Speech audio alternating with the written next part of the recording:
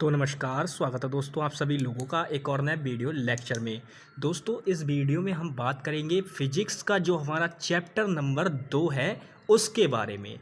अब देखिए दोस्तों, चैप्टर नंबर 2 जो है उसको कई पार्टों में डिवाइड करके बुक्स में पढ़ाया जाता है। तो आई होप कि आपको जैसे समझ में आए आप वैसा पढ़ सकते हैं, लेकिन मैं अपने हिसाब से जैसा पढ़ा रहा हूँ आई होप कि वैसे आपको समझ में आएगा। देखिए सिस्टम क्या है, आपको जो बुक्स है ना, बुक्स में क्या किया गया है, मैं जो चैप्टर्स पढ़ा रहा हूँ, जैसे मैंने पहला चैप्टर आपको पढ़ाया था वैद्युत आवेश तथा क्षेत्र। अब इस चैप्टर को क्या किया गया है, बुक में 2 से 3 पार्ट्स में डिवाइड कर दिया गया है। जैसे पहला चैप्टर वैद्युत आवेश तथा क्षेत्र उन्होंने बनाया, उसी में से क्या किया उन्होंने पार्ट बनाया कि गॉस की प्रमेय वगैरह, मतलब पता नहीं क्या क्या पार्ट करके, मतलब उन्होंने अलग अलग किया है। लेकिन आपकी इच्छा, आप चाहे तो अलग अलग करके भी पढ़ सकते हैं, लेकिन मैं ऐसा नहीं है। देखिए सबसे पहले बात को ये यहाँ पे समझना जरूरी है कि मैं आपको जो पढ़ाऊँगा वो सब आपको मिलेगा, यानी आपके टीचर्स आपको जब पढ़ाएंगे स्कूल में तो ऐसा नहीं है कि उसमें से कुछ आउट ऑफ सिलेबस रहेगा। आउट ऑफ सिलेबस बिल्कुल नहीं रहेगा, बस मैं जैसा पढ़ा रहा हूँ उस पर फोकस्ड कीजिए आप, ठीक है। तो चलिए दोस्तों मैं आपको बताता हूँ कि आपका सेकंड चैप्टर जो मेरे अकॉर्डिंग है वो क्या है। तो आपकी फिजिक्स का जो सेकंड चैप्टर है दोस्तों, सेकंड चैप्टर 2 जो है वो है आपका स्थिर वैद्युत विभव, स्थिर वैद्युत विभव तथा वैद्युत धारिता, ठीक है। इस तरह ये है, और एक इसके आगे है धारिता एवं धारिता। ये आपका चैप्टर है दूसरा, अकॉर्डिंग टू मी और अकॉर्डिंग टू आवर सिलेबस, ठीक है। अब इसी को क्या किया है, पार्ट्स में डिवाइड कर दिया गया है। जैसे वैद्युत विभव इसको अलग कर दिया है, धारिता को अलग कर दिया, मतलब क्या किया है।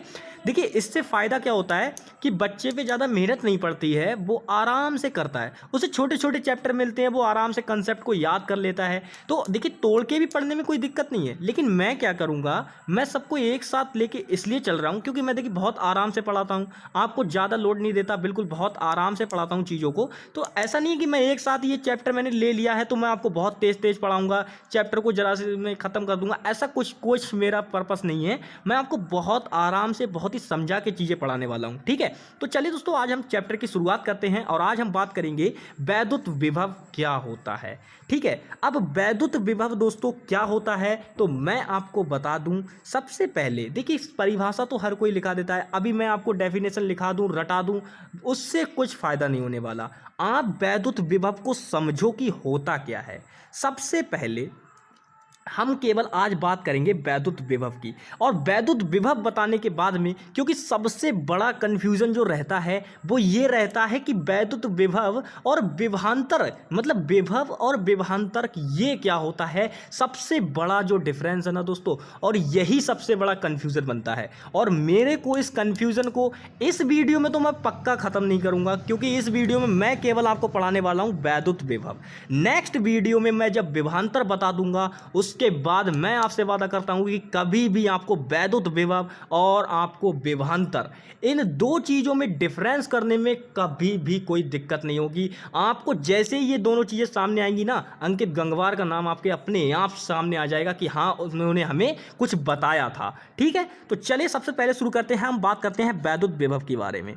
किसके बारे में बात करते हैं दोस्तों, वैद्युत विभव के बारे में हम बात करते हैं कि ये क्या होता है वैद्युत विभव। आई होप थोड़ी बहुत तो जानकारी इसके बारे में आपको होगी ही कि क्या होता है। तो सबसे पहले मैं बता दूं दोस्तों, मान लीजिए ये कोई वैद्युत क्षेत्र है। अब मुझे एक बात बताओ, अब ये वैद्युत क्षेत्र है तो यहाँ पे कोई वस्तु रखा होगा, यानी कि कोई ना कोई चीज़ तो यहाँ पे होगी, कोई ना कोई चीज़ तो यहाँ पे होगी जब ये वैद्युत क्षेत्र उत्पन्न हो रहा है। और वैद्युत क्षेत्र किसके कारण उत्पन्न होता है, आवेश के कारण उत्पन्न होता है। सिंपल सी बात है, ये बात तो जानते हो। अब ध्यान देने वाली क्या बात है, मान लो ये कोई पॉइंट ए है, ये क्या है, पॉइंट ए है, ठीक है। यहाँ पे कोई भी आवेश होगा उससे हमें मतलब नहीं है, ये पॉइंट अब समझना है बिल्कुल बात को। अब यहाँ पे क्या है, यहाँ पे बस एक बात आपको ध्यान रखनी है, ये कोई वैद्युत क्षेत्र है, आपको केवल इतना समझना है, ये कोई वैद्युत क्षेत्र है। क्या है ये, वैद्युत क्षेत्र। अब इस वैद्युत क्षेत्र में हम क्या करें, मान लो ये बिंदु क्या है, P है, और ये बिंदु क्या है, A है। अब सबसे पहली बात हमें ये समझनी है, जब हम अनंत से। दोस्तों एक बात ध्यान रखना, अभी आप बोलोगे कि यार इसको मिला दो, ये मुश्किल से ऐसे ही होगी, ज़्यादा में ज़्यादा 10 सेंटीमीटर होगी, 5 सेंटीमीटर होगी, आपकी दिमाग में बस इतनी बात आ रही है। लेकिन समझो दोस्तों, इसकी बात को समझो। बात को समझना क्या है, जब हम किसी आवेश को वैद्युत क्षेत्र में लाते हैं, कहाँ से? अनंत से।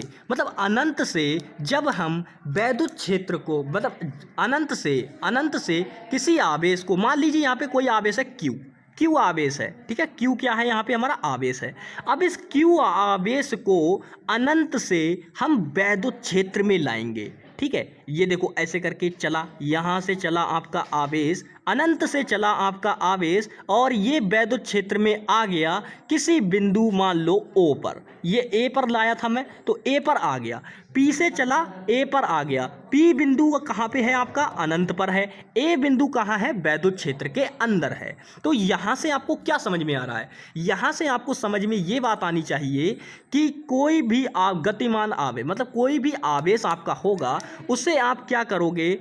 अनंत से, ठीक है, कोई भी आवेश होगा आपका, उसे आप अनंत से वैद्युत क्षेत्र के भीतर तक किसी भी बिंदु पर लाने में किया गया कार्य, मतलब यहाँ से चला और यहाँ तक आया। अब एक बात बताओ, यहाँ पे कोई आदमी बैठा है, कोई भी व्यक्ति यहाँ पे बैठा है, अब वो यहाँ से चलेगा, मान लो यहाँ पे वो बैठा है, अपने ऑफिस में बैठा है, अब यहाँ से वो चलेगा, मान लो ये उसका घर है, तो यहाँ पे चलेगा, तो उसे चलने के लिए, यानी कि घर आने के लिए कुछ ना कुछ तो करना होगा यार। अगर कार से आएगा तो कार चलानी होगी, बाइक से होगा तो उसको बाइक चलानी होगी, और अगर ये दोनों चीज़ें नहीं है तो पैदल भी आएगा, यानी उससे कुछ ना कुछ काम करना होगा। कार चलाएगा तब भी काम करेगा, बाइक चलाएगा तब भी काम करेगा, और पैदल आएगा तब भी काम करेगा। यानी कहने का मतलब क्या है कि जब हम किसी आवेश को अनंत से वैद्युत क्षेत्र के भीतर किसी भी बिंदु पर लाने में किया गया कार्य, या किसी भी बिंदु तक लाने में किया गया कार्य,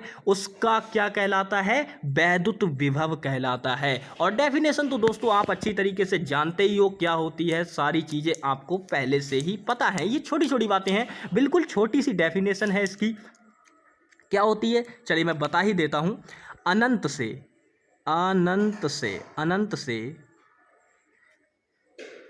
किसी आवेश को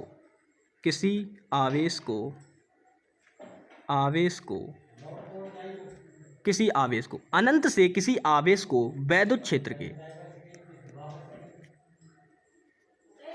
के अंदर किसी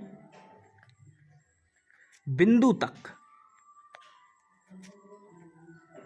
लाने में किया गया कार्य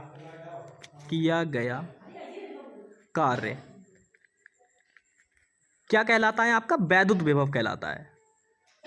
वैद्युत विभव कहलाता है। बस सिंपल है, इतनी सी आपकी डेफिनेशन है। और दोस्तों कभी कभार क्या करता है, ये वैद्युत विभव पेपर में पूछ लिया जाता है, वो भी बिल्कुल से 1 नंबर, छोटू से 1 नंबर में पूछ लिया जाता है, तो ये डेफिनेशन आपको याद रखना। अब मैं वैद्युत विभव के बारे में छोटी छोटी जानकारी देने वाला हूँ। जैसे कि सबसे पहली बात मैं इसको बता दूँ, ये जो वैद्युत विभव होता है दोस्तों, इसको हम कैपिटल बी से प्रदर्शित करते हैं। और ये बी कौन सा वाला है? आपका बैन वाला बी है, बी फॉर बैन, ठीक है। जो आप गाड़ी देखते हो ना, बैन गाड़ी, वही वाली की बात कर रहे हैं, यानी बी फॉर बैन। तो इस बड़ी वी से इसको प्रदर्शित किया जाता है, यानी कैपिटल वी से इसको शो किया जाता है, दिखाया जाता है, जो आप सही लगे वो कह सकते हैं, ठीक है। यानी कैपिटल वी से इसे प्रदर्शित किया जाता है। अब दोस्तों यहाँ पे एक बात आपके दिमाग में आ रही होगी कि मैंने आपको इतनी बातें बता दी, क्या इसका कोई फॉर्मूला भी होता है? दिमाग में सोचो ये बात। अरे एक बात बताओ, यहाँ पे क्यू आवेश है, अब मैंने बताया कि यहाँ से यहाँ तक इसे आने में कोई ना कोई कार्य तो करना पड़ेगा। कार्य बोले तो डब्लू, वर्क, सिंपल, वर्क से हमने डब्लू ले लिया, कोई दिक्कत नहीं होनी चाहिए। अब देखो WQB, अब इसमें एक संबंध बनेगा। क्या संबंध बनेगा? जो Q आवेश है दोस्तों, उसे यहाँ से यहाँ तक लाने में W कार्य करना पड़ रहा है। यानी कि अगर हम 1 कूलाम आवेश के लिए फॉर्मूला बनाना चाहें तो हमारा फॉर्मूला क्या बनेगा? सबसे पहले Q आवेश को किसी बिंदु तक लाने में किया गया कार्य, किसी बिंदु तक लाने में किया गया कार्य, लाने में किया गया कार्य, किया गया कार्य। अब आप अच्छी तरीके से जानते हैं क्यू आवेश को किसी बिंदु तक लाने में किया गया कार्य क्या है, आपका डब्ल्यू है, ये बात आप जानते हैं।